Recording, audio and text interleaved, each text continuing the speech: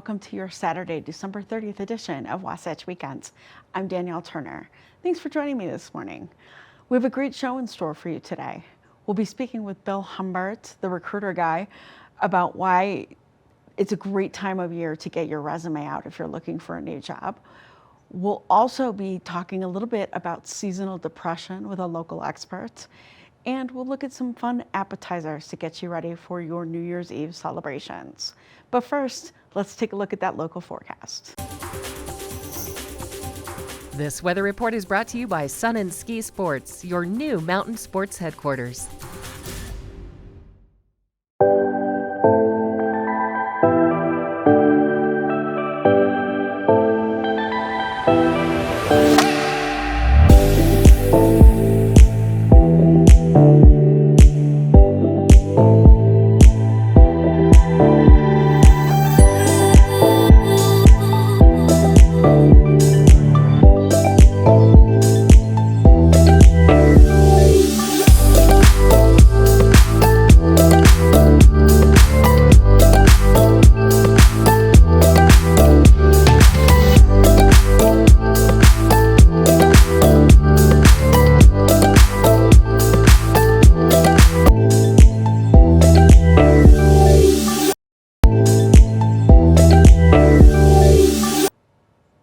Welcome back to the show.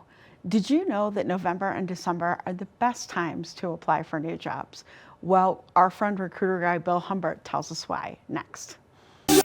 Welcome back to this show. As the seasons are changing, a lot of us can be looking for a change in our careers or in our lives. And joining us now is recruiter guy Bill Humbert.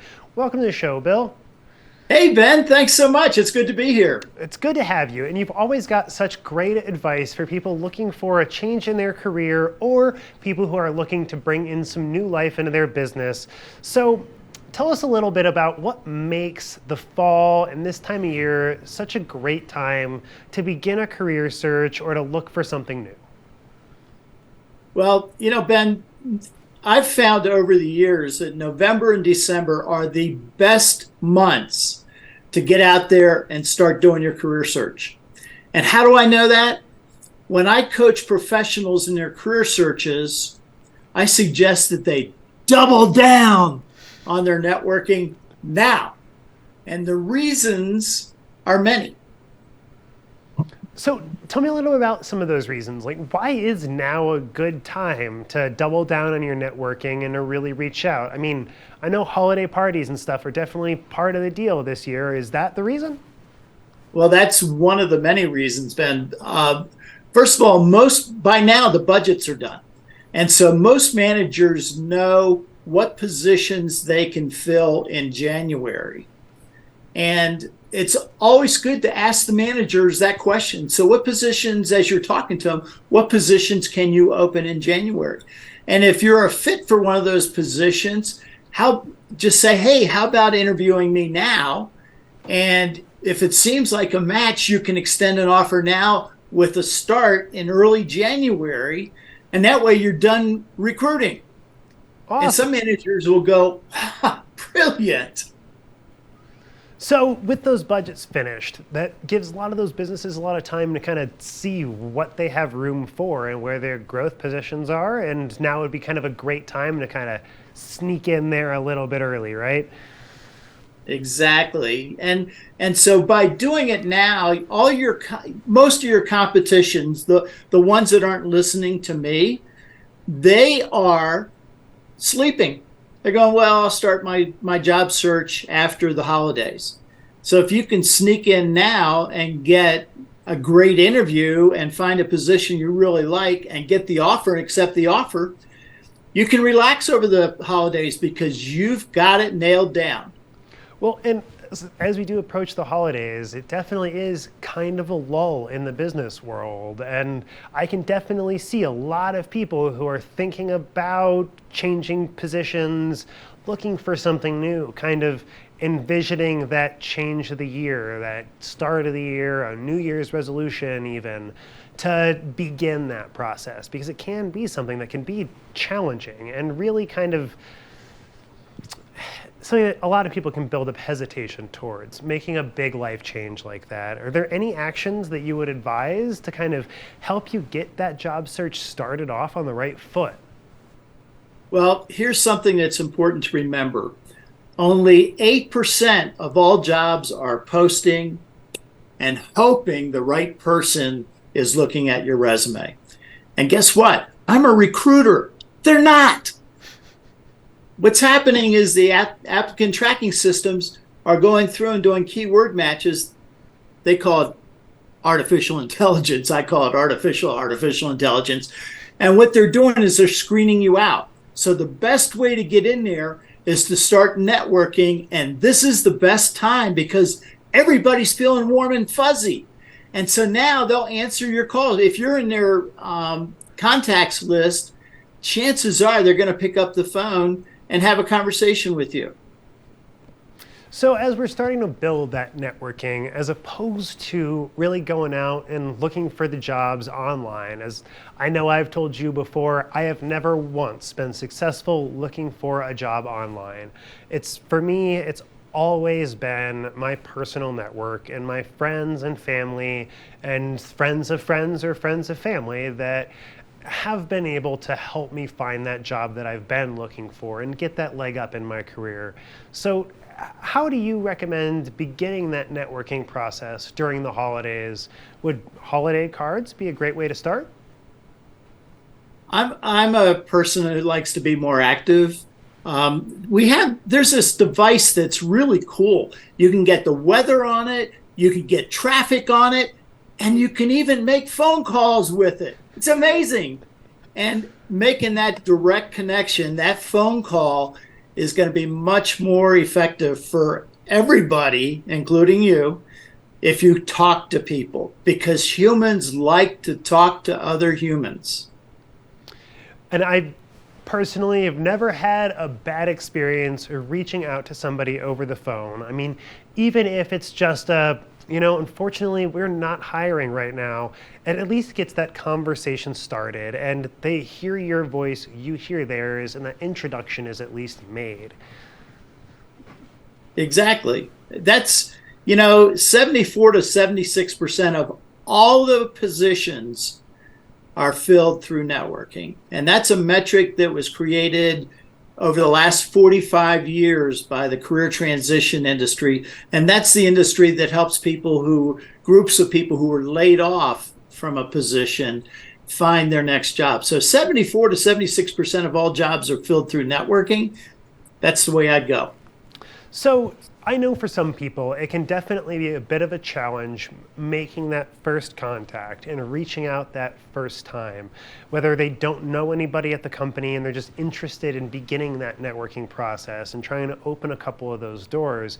How do you recommend starting that process? Do you look for a phone number for the company to call, or do you start pursuing LinkedIn and trying to figure out who in that company is the person you want to talk to?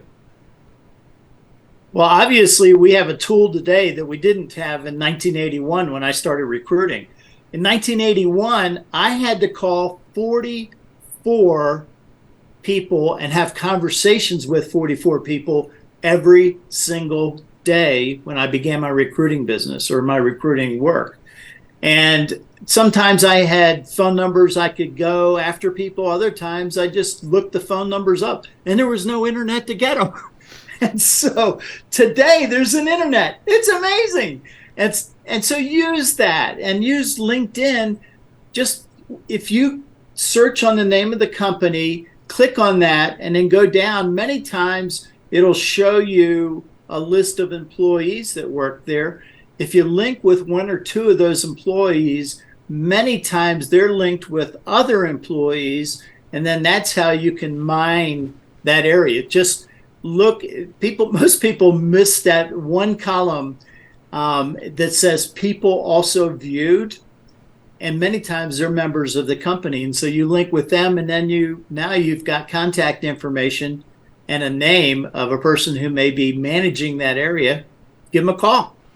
What if you're starting out just from the company's website and it's an I've noticed anyway, that a lot of websites can be fairly opaque with the contact information. It either tries to reroute you to a chat service, or if there is a phone number, it's an automated phone system that ends up taking you in circles. Do you have any advice for how to kind of get past that automated customer service side of the business and try and get to a real person who's actually making decisions? Well, today I would use AI. Get on AI on ChatGPT and put what is the contact phone number for ABC company, and you'll probably get that customer service one. Or if they don't have one, and by the way, I refuse to work with technology companies that don't have a phone number. I mean, there's obviously some out there that don't have any choice, and that's LinkedIn. But I won't work with companies that don't give me an opportunity to talk to people. But AI will give you a phone number, and you can just do a Google search or a Bing search and be able to get a contact phone number. What are some other ways that you would recommend somebody starting out that job search and trying to begin their networking? How else could they take advantage of some of these AI tools to kind of help bolster their experience? Well, for most people, Ben, the best thing to do is go to your own contacts, tell them what it is you're looking for, tell them a little bit about your recent experience, especially any big accomplishments that you've had, why it is you want to leave now. It could be, I'm topped out. I just need to find another company where I can grow. And then end with what I would like to do next is, and then ask, who do you feel I should speak with next? And you could say, who do you feel that I should speak with next at Vail, for instance? And a lot of times they know people at Vail or any other company, and they'll say, well, I have a friend, a golfing buddy that you need to talk to, or I have a trainer that I know over there, and that gets you in that door. And just beginning that process of that 6 degrees of separation and trying to leapfrog your way from one relationship to the next until you get to that right person. Exactly.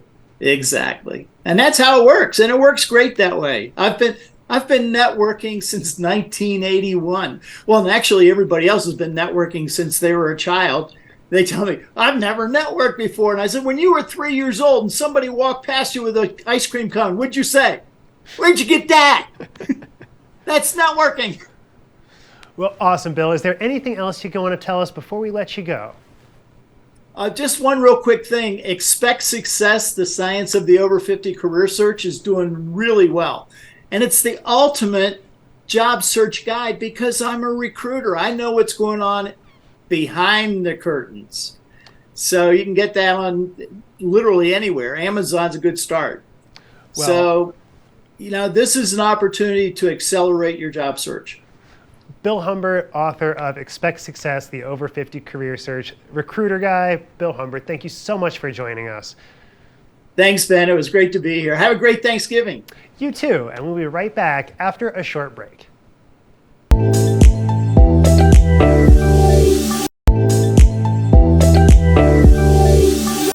Welcome back to Wasatch Weekends. The holidays can be a difficult time for some people, and so we thought it best to look back on our interview with Dr. Melissa Lopez Larson on seasonal depression to get some tips on how to handle that stressful time.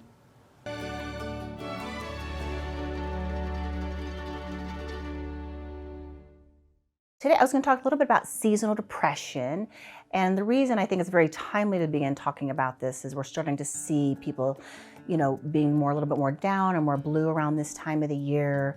The seasons have changed, the days are getting shorter and shorter, and those are usually precipitants to developing a seasonal depression if you're predisposed to it at this time.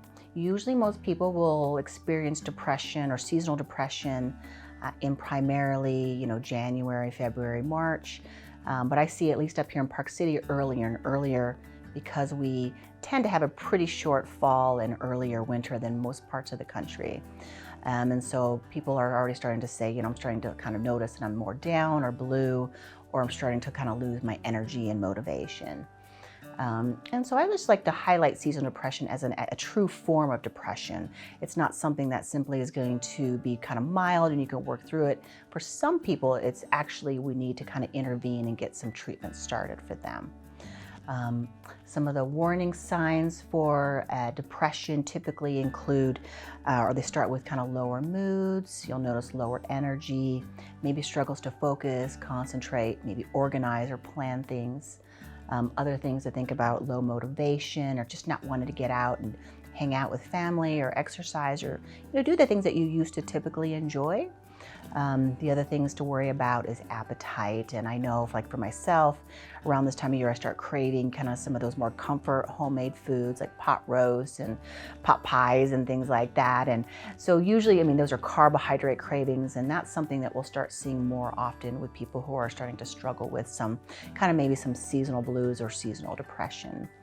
I like to make sure people take those seasonal depression very seriously because it can lead to serious complications similar to any other kind of major depressive event.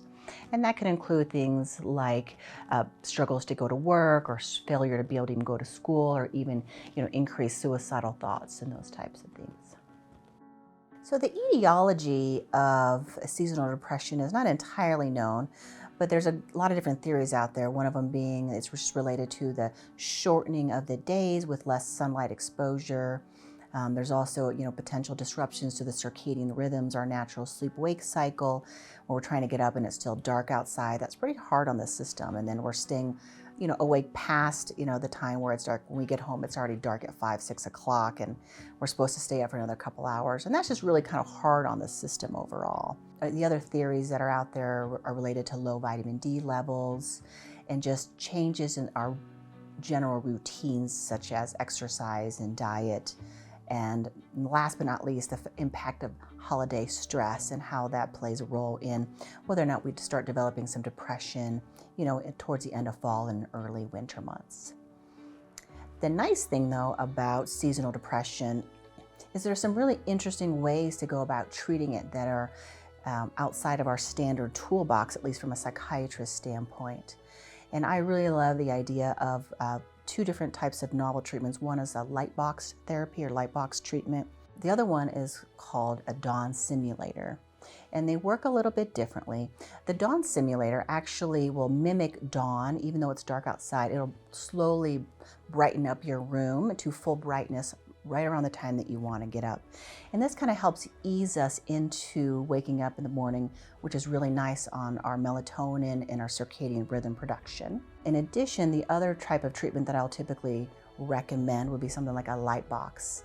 And you can get these anywhere, and they're relatively inexpensive, but they can be extraordinarily beneficial. And basically they look just like a box, and you want to sit fairly close to them. And you want to get a box that has about 10,000 lux of bright white light. And basically you get ready in the morning and just make sure the light is very close to your eye. You don't want to look into it, but you want it to be close enough where it's shining into your retina. And that kind of mimics the bright lights of the sun that we're looking for. And sometimes people will find the light box in and of itself useful. And some people like the dawn simulator. And the research is very conflicting on which one is better, but I think everybody is different. And so I will say, well, let's try one. If that works for you, great. If not, let's try the other. And there's other times, though, where you can actually do both. You can start off with the dawn simulator, wake up, and then go ahead and sit in front of your bright light for 20 to 30 minutes while you're getting ready. Some people find that having just to sit with the light is inconvenient. They like the fact that they're sleeping half the time when the dawn stimulators are on, so they don't have to do any work after that. But I usually tell people, find what works for you and start slowly, specifically with the bright white lights. You want to start maybe around 15 minutes a day and kind of slowly increase it to maybe 30 minutes. And even though it seems harmless, it is bright white light, and you do want to make sure you're talking to somebody, letting your psychiatrist know, therapist know, primary care doctor know, because there is some people are increased risk for maybe developing a little bit of irritability. So you want to be careful about it. It is powerful medicine, even though it's light therapy. So make sure you're letting other people know, your healthcare professionals know that that's kind of the treatment that you're you're pursuing or engaging in to help treat some of your seasonal depression. So that's usually where I start when I see people who are kind of having a lot of seasonal issues. Some other things that I'll think about is vitamin D supplements. And you'll be surprised, even up here in Park City where we get tons of sunlight during the summer months, I still find people have very low vitamin D levels. And I'm not sure why, because they really shouldn't up here. But I think, we do put on a lot of sunscreen to protect our skin, which I think is important. But we also have to make sure we're getting enough vitamin D. And oftentimes I'll recommend a vitamin D supplement, particularly in the winter months, for just about everybody. But anybody who has any kind of seasonal depression, I start them on a vitamin D supplement, usually around August, September, October. So those are the two main things I'll start considering for people with seasonal depression. If it starts to be kind of more mild or moderate and starts trending towards more severe, we might start thinking about some additional supplements, St. John's wort, SAM-E, and even rhodiola. And I really like rhodiola around this time of year because it gives you a little bit of an energy boost, which we all kind of need a little energy when it's really dark outside for more than we'd like. So those are the main supplements I might consider. The other one would be something like melatonin, particularly if people are struggling with sleep. And there's two different ways to use melatonin. The first is kind of like we use any kind of sleep medication, is maybe a 3 to 5 milligrams, 30 to 60 minutes before you want to go to bed. But there's another way to use melatonin that helps mimic more of our circadian rhythms. And you want to take what we call a sub-therapeutic dose or a micro dose, even like a 0.5 milligrams or a milligram. And you can actually take that much earlier in the evening so that it mimics the natural pulse of melatonin. Because we have melatonin in our bodies, and its job is to pulse, towards when we're trying to settle in for the evening, so shortly after dinner. And it's supposed to just help us bring more calm and relaxation and help us prepare for sleep. So those are the two different ways that you can actually use melatonin. Some people like to do both because it really helps them set the stage for just relaxation, but then also helping them to actually get to sleep if they're still struggling. Then lastly, one of the things that we sometimes will consider is an actual medication to help treat depression.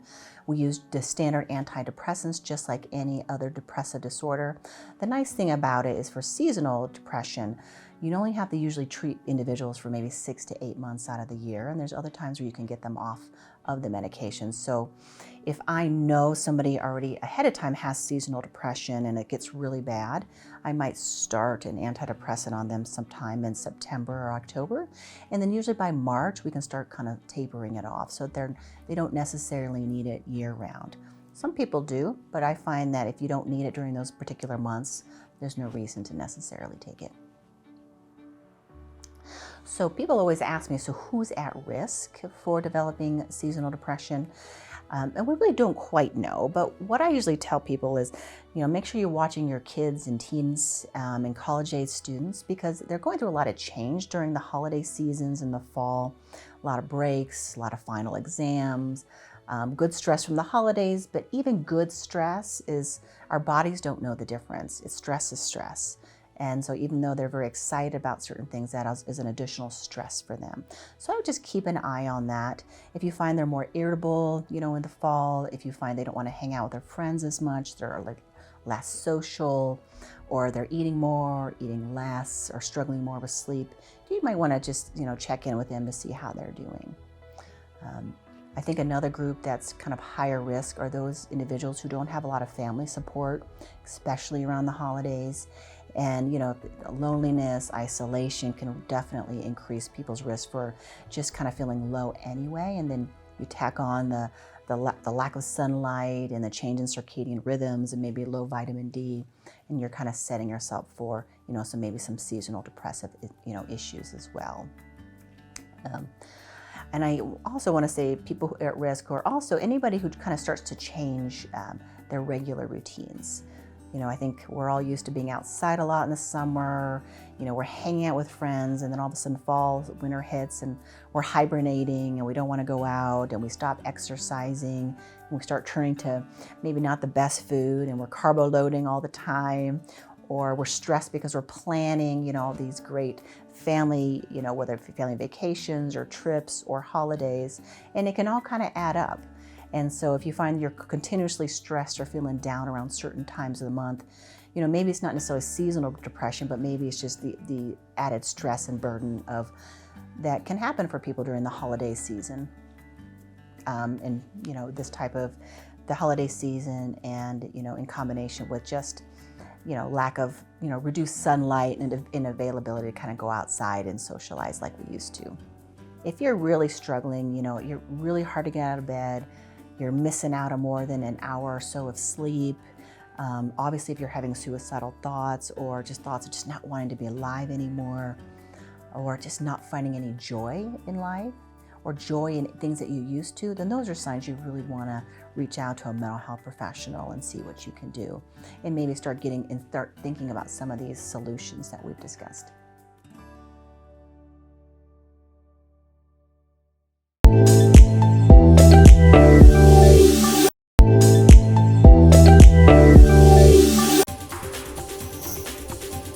This weather report is brought to you by Sun and Ski Sports, your new mountain sports headquarters.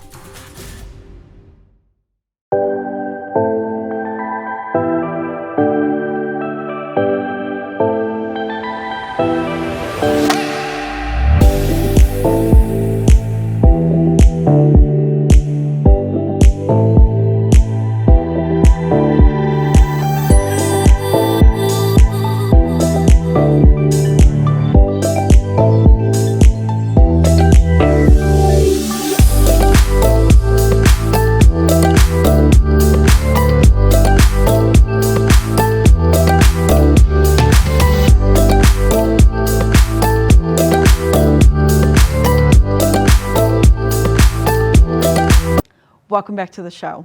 Are you looking for something to spice up your New Year's Eve table? Kim and Kevin might have just the thing. They made a homemade cocktail sauce to go beside that shrimp cocktail. Let's take a look. Welcome back to Good Morning Vale. It's a great cocktail segment on the snow globe. The snow globe sipper. It's quite delicious and easy to make and just very festive. It's a great time of year. You can make non-alcoholic cocktails. You can make, put a double in there, make it a really fun snow globe. A lot of different ways to do it. I love cocktails. Cocktails are delicious, but with that one we put just sparkling water. Yeah. Just a fun little sip. I would not recommend sipping sparkling water on live air though. No, not at all. But the only thing better than a cocktail is cocktail sauce. Cocktail sauce. It is a classic. Who doesn't like that with a little seafood? With a little seafood, you can wow your guests if you make it from scratch. I know you can buy it now in a jar, but it's just not the same. It's not the same, and it's very simple to make. So we're going to show everybody how to make a good cocktail sauce. We are. So Kevin, do you make cocktail sauce often, or have you made it in your past? I have, yes, absolutely. Okay. Tell me all about it. How did it turn out? I tell you, one of my favorite dishes that I enjoy making is a seafood pan roast. Oh. And so with a seafood pan roast, obviously it's kind of a cream base, but there is a cocktail sauce element. And I like to kind of garnish with the cocktail sauce. And I always add just a little more horseradish to give it a kick. Well, and that's the beauty of making it from scratch, because you can basically make it as spicy as you want to. Throw a little garlic in it. If you like a little more acidity, put a little more lemon in it. Yeah, So, if you want it a little bit more light and fresh. So should we get started? let's get started. Awesome. So the first ingredient is very, very simple. It's ketchup. And that's an easy one. I love, as I mentioned, I'm not a huge condiment person, but when I do get the condiments, I love to use the Primal Kitchen brand, because to me, they're a little bit less sugary, but that's what we're using today. But you can just get a simple one, just get your normal Heinz or whatever ketchup it is for this one. Use your fancy. They're so fancy. So we are literally just dumping the ketchup in there, and that's your base, which is the obvious one. And then the tricky part is all the things that you add into it. Yeah, and then next. everything else is just kind of an add-in. We've got some horseradish. You've got your Tabasco sauce. We do. So we'll use a couple dashes of this Tabasco sauce to heat things up. I like a little bit of Tabasco, and the best part about this is you can make it as spicy or as not spicy as you want to. I like the kick, to me personally. Yeah. You know, the shrimp is just a vehicle to get the sauce into my mouth, in my opinion. So Right. we Put in the hot stuff here. the hot stuff. So if you wanted to be exact, you could do about 2 tablespoons to 1/2 a cup of ketchup, which is what we just threw in here, and then we're doing about 2 tablespoons, but really just eye it, taste it, see how it feels. That looks like a good 2 tablespoons of 2 horseradish to me. Then we did a dash of Tabasco, and we did a couple heavy-handed dashes, huh? Couple heavy-handed dashes. I'm gonna heat that up. So it looks like cocktail sauce now, but we're not quite done with the flavor. So you were just chopping up some lemon. Using some lemon, and obviously we've got lemon juice already squeezed, fresh lemon juice. But this can always work as a garnish too. So you can cut up your whole Fresh lemon juice and already use it squeezed. You as tell a me garnish. when. Okay. We're just, I'm making a mess here. Now my thumb is going to be. Smell fresh and clean. There we go. Yeah.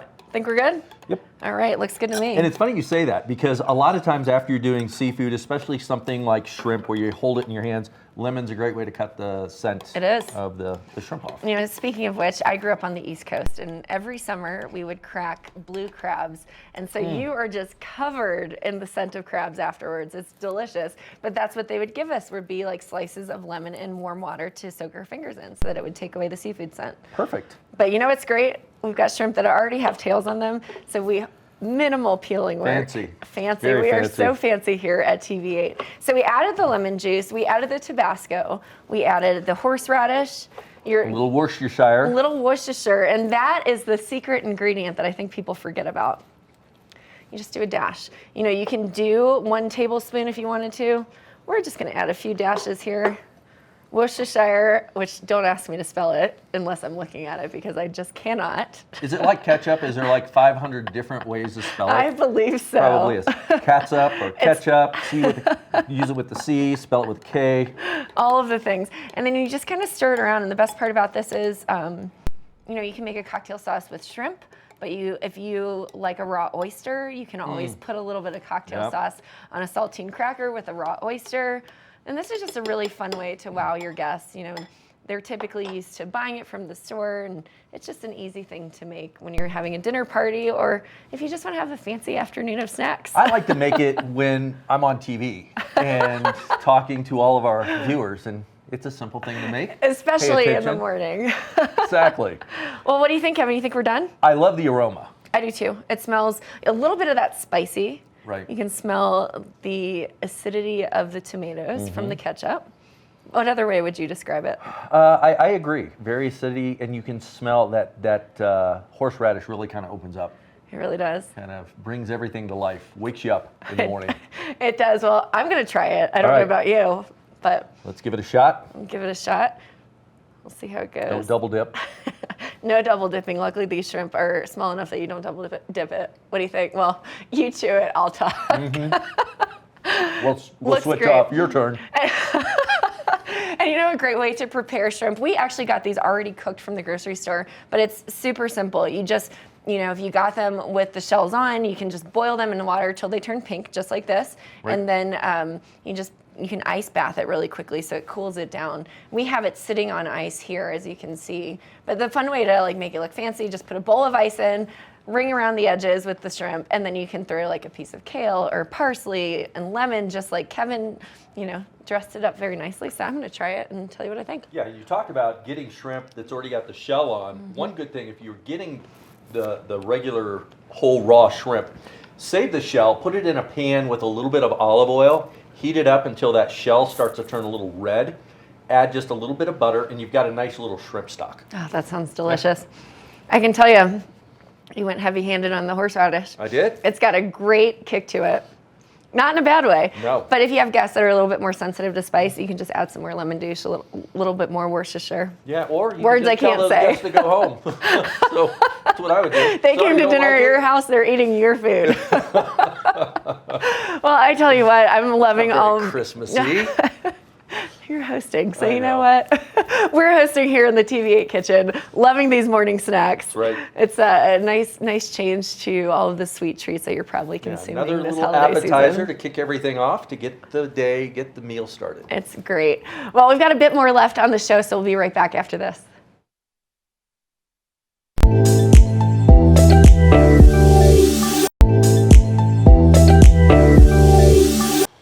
Welcome back to Wasatch Weekends. If you're a frequent viewer of Park City Television, you may have noticed a new Spanish segment that we're doing on a regular basis with Julio Garcia to further our commitment to the community by reaching our Latino population. Up next, I'd like to share with you a longer segment that Julio did that is being produced for our sister station in TV8 in Vail. We're looking for community feedback on whether this is something that you'd like to see us do here in Park City. Take a look at this segment. Ya estamos de regreso aquí en Conexión Latina y como podrán ver y como se los prometí, nos encontramos en la cocina de Conexión Latina preparando una botana, un dip de queso crema con nueces, arándanos y perejil de último minuto. Yo sé que muchos de nosotros ya celebramos la Navidad anoche, con Nochebuena, pero si todavía tienes alguna fiesta que vas a ir el día de hoy o todavía tienes familiares o amigos que están de visita y no sabes qué prepararles, esta botana les va a encantar. Es una mezcla entre dulce, salado, crujiente, con todos los ingredientes súper fáciles de encontrar en cualquier supermercado. Así que comenzamos para entrar con el procedimiento. Vamos a estar necesitando media taza de arándanos o cranberries secas, las tengo yo aquí ya. Un tercio de taza de nueces de tu elección. Yo tengo aquí pistaches, como tú le llames. Puedes elegir, como te digo, cualquier nuez de tu elección. Vamos a necesitar alguna galleta sabrosa para acompañar con el dip. Estas también pueden ser a tu discreción y la que más te guste. Una barrita de queso crema y una cucharadita, un poquito más de una cucharada de miel también para endulzar. Esto también es completamente al gusto. Y por último, perejil fresco, un tercio de taza más o menos, pero realmente todos estos ingredientes tú los puedes incorporar a tu gusto, las cantidades que tú quieras y pues las combinaciones que más te gusten, que creo yo que es lo más divertido de todo esto. Vamos a necesitar también algunos utensilios que tengo acá, como cucharas, cuchillos, utensilios básicos, un bowl para mezclar. También tengo acá de este lado papel plástico que ya corté aquí un pedacito y un poquito de papel encerado. Ahora sí vamos a comenzar. Yo voy a mover un poquito todas estas cosas para ir cortando y preparando aquí. Lo primero que voy a hacer es pasar el queso crema a un bowl. Esta queso crema yo la tenía refrigerada. Yo te recomiendo que la tengas un poquito más refrigerada y lo voy a pasar aquí a un ladito para luego. Ahora lo primero que voy a hacer es cortar aquí directamente en la tabla. Voy a echar lo que viene siendo los pistaches y las cranberries y simplemente les vamos a cortar en pedacitos. Esto no tiene que ser perfecto, nada más para que no sean pedazos tan grandes. Aquí con ayuda de un cuchillo los vamos despedazando un poquito para que, como les digo, no nos queden pedazos tan grandes y sea mucho más fácil de comer, de disfrutar. Entonces aquí vamos con la ayuda del cuchillo y justamente voy a hacer lo mismo también con los arándanos o que son las cranberries. Simplemente las voy a ir cortando en pedacitos para que se integren también mucho mejor a la mezcla. Entonces aquí no hay manera incorrecta de hacerlo, no tiene que quedar perfecto. Aquí simplemente estamos trabajando para que no nos queden pedazos tan grandes como se los menciono. Esta receta me encanta porque es un muy buen aperitivo para fiestas, para reuniones. Ahorita si tenemos todavía familiares en casa, amigos que están de visita o tenemos alguna fiesta, pues lo podemos llevar y compartir, que es la idea, ¿no? De compartir especialmente en estas fechas. Ok, pienso que ahí estoy yo más o menos también con los arándanos, especialmente por propósitos de tiempo, lo voy a dejar ahí. Y voy a ayudarme yo nada más con esta espátula para transferirlos al bowl que tengo acá con el queso crema. Entonces nada más hay que ponerle poquito, a mí se me olvidó ahí, poquitos pistaches y poquitas cranberries a la mezcla. No vamos a echar todas, entonces nada más un poquito para que se incorpore ahí. Esto lo voy a guardar para más adelante incorporarlo de otra forma, como van a ver. Entonces lo que prosigue va a ser agarrar un poquito de perejil. Esto es completamente al gusto también. Yo voy a agarrar aquí unas ramitas. Este es perejil fresco, lo encontramos en cualquier supermercado. Yo creo que más o menos con esto está bien, un racimito así. Y lo demás lo voy a poner acá al lado. Entonces, de igual manera, Voy a cortarle aquí un poquito los tallos del perejil, lo ponemos acá a un ladito. Y ya esto nada más lo vamos con mucho cuidado a ir cortando. Yo estoy tratando de hacerlo aquí rápido, obviamente por cuestiones de tiempo. Pero lo vamos cortando con mucho cuidado con los dedos. Y de igual manera, pues nada más lo cortamos muy bien para que nos queden pedacitos pequeñitos. Ahora lo que voy a hacer, ahora sí, yo sé que se me pasó hace ratito, con lo que me quedó aquí del perejil, de las cranberries, los arándanos y el pistache, ahora sí lo voy a transferir nuevamente con ayuda, pues ahora sí de la espátula o de lo que tengamos ahí en casita, a un plato. Un plato extendido de preferencia, porque luego aquí ahorita van a ver, vamos a poner la mezcla del queso crema. Voy a agregar poquita de esta mezcla del perejil a nuestro bowl. Nada más un poquito, pienso que ahí está bien más o menos. Y lo demás lo incorporamos junto con el perejil, perdón, junto con el pistache y con el cranberry. Ya ni sé ni lo que digo porque ando aquí apresurándome. Yo voy a mezclar esto aquí nada más, que se incorpore todo muy bien. Lo esparcimos. Y ahora sigue el siguiente paso. Voy a pasar esto para acá a un ladito. Y ahorita vamos a regresar con eso. Ahora regresamos a nuestro bowl con el queso crema, un poquito de perejil, un poquito de arándanos y los pistaches. Y lo vamos a ir nada más incorporando, mezclando un poquito para que se incorpore muy bien. Ahí más o menos tenemos. Voy a agregar también, aprovechando, la miel, que esto es completamente al gusto. Depende qué tan dulce lo quieras tú. Ponemos ahí una cucharita de miel. Y me ayudo aquí con el tenedor para que se incorpore también esta mielecita a la mezcla. Voy a poner esto por acá. Y incorporamos la miel. Aquí ya esto nos va a dar un poquito de más dulzor, va a ser un poquito más esos sabores junto con lo saladito de los pistaches, que por cierto, yo elegí pistachos que ya venían doraditos, tostaditos y con sal, pero si tú prefieres sin sal, a mí me gusta mucho pues la combinación de lo dulce con lo salado, entonces yo elegí los pistaches saladitos y vamos aquí, nada más que se incorpore, perdón, la miel a la mezcla. Y lo que voy a hacer a continuación va a ser tomar mi papel plástico. Yo lo voy a hacer aquí mismo encima de la tabla. No pasa nada. Voy a pasar la mezcla arriba del papel, del plástico, perdón. Este es cualquier plástico que utilizamos para envolver la comida. Y lo que voy a hacer es que lo vamos como a enrollar, aquí más o menos, y con ayuda de las manos le vamos a ir dando como forma de un burrito, un cilindro más o menos. Aquí lo vamos nada más como que a enrollar un poquito, no tiene que quedar perfecto, pero le damos una formita así del tamaño y grosor que nosotros queramos para después pasarla por nuestra cama de aquí que tenemos. Nuevamente lo voy a pasar aquí. Lo voy a desenrollar y lo dejo caer literalmente encima de esta otra mezcla que teníamos acá. Y aquí lo vamos a ir como enrollando, irla pasando, que se le pegue bien toda esta mezcla. La podemos inclusive aquí con ayuda de nuestras manos pegar bien todo esto. Obviamente ya tenemos las manos bien lavaditas antes de esto. Y aquí lo vamos dando unas vueltecitas para que agarre bien toda esta dulzura de ingredientes que nos va a quedar muy, muy rico. Ya lo tenemos ahí.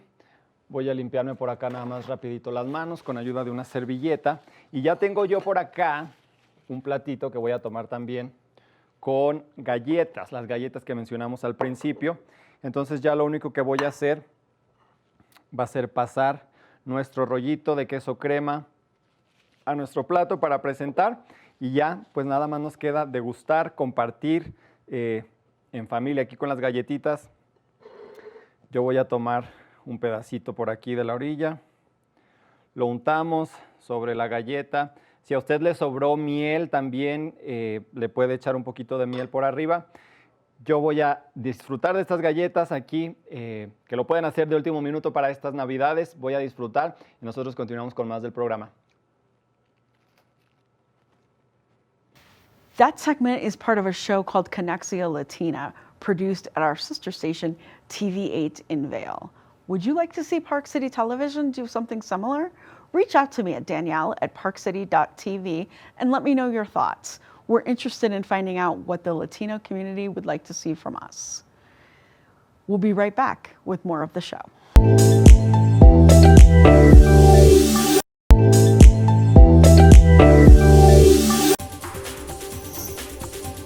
This weather report is brought to you by Sun and Ski Sports, your new mountain sports headquarters.